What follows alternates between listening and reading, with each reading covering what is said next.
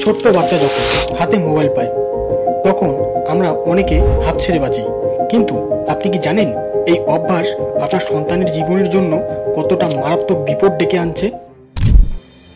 চলুন তাহলে আজকের ভিডিওতে আমরা এই ভয়ঙ্কর আসক্তির কারণ, এর ক্ষতিকর প্রভাব এবং সেই সাথে বিশেষজ্ঞদের দেওয়া সহজ সমাধানগুলো নিয়ে আলোচনা করব। আগে বুঝুন আপনার সন্তান আসক্ত কিনা। কয়েকটি লক্ষণ দেখলে সতর্ক হন আজই। মোবাইল কেড়ে নিলে অতিরিক্ত কান্নাকাটি বা মেজাজ খারাপ হওয়া, পড়াশোনা বা খেলাধুলোয় আগ্রহ কমে যাওয়া, মোবাইল ছাড়লে অস্থির লাগা বা ঘুমের ব্যাঘাত হওয়া। এই আসক্তির ফল কি? প্রথমত, শারীরিক ক্ষতি।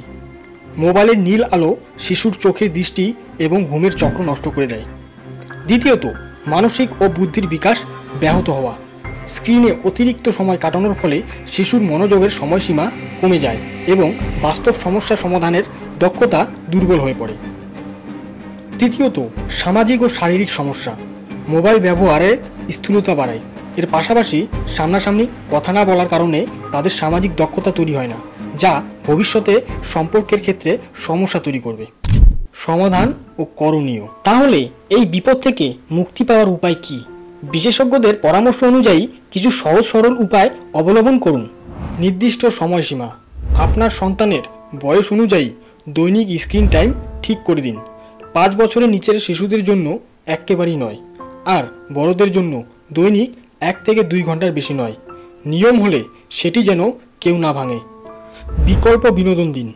মোবাইল কেড়ে নিলেই সব শেষ নয়। বাচ্চাকে আউটডোরে গেম, ছবি আঁকা, গল্পের বই বা পারিবারিক বোর্ড গেমে উৎসাহিত করুন। তাদের খেলার সঙ্গী হন, রোল মডেল হন। মনে রাখবেন, আপনি নিজে যদি সারাদিন মোবাইল দেখেন তবে সন্তানও তাই শিখবে। বাচ্চার সামনে আপনার নিজের মোবাইল ব্যবহারও সীমিত করুন। No phone zone. বাড়ির কিছু জায়গা এবং সময়কে ফোন মুক্ত করুন, যেমন খাবারের টেবিল এবং শোবার ঘরকে ফোন মুক্ত রাখতেই হবে। ঘুমানোর অত্যন্ত 1 ঘন্টা আগে সব ডিভাইস দূরে সরিয়ে দিন। শান্তভাবে বোঝান।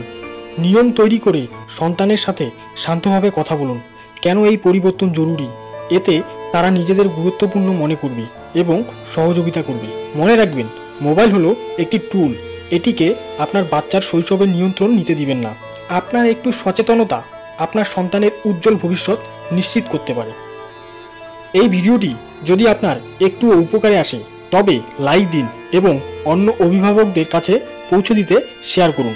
আপনার সন্তানের মোবাইল আসক্তি নিয়ে আপনার কোনো অভিজ্ঞতা থাকলে কমেন্ট বক্সে অবশ্যই জানান। ভালো থাকবেন।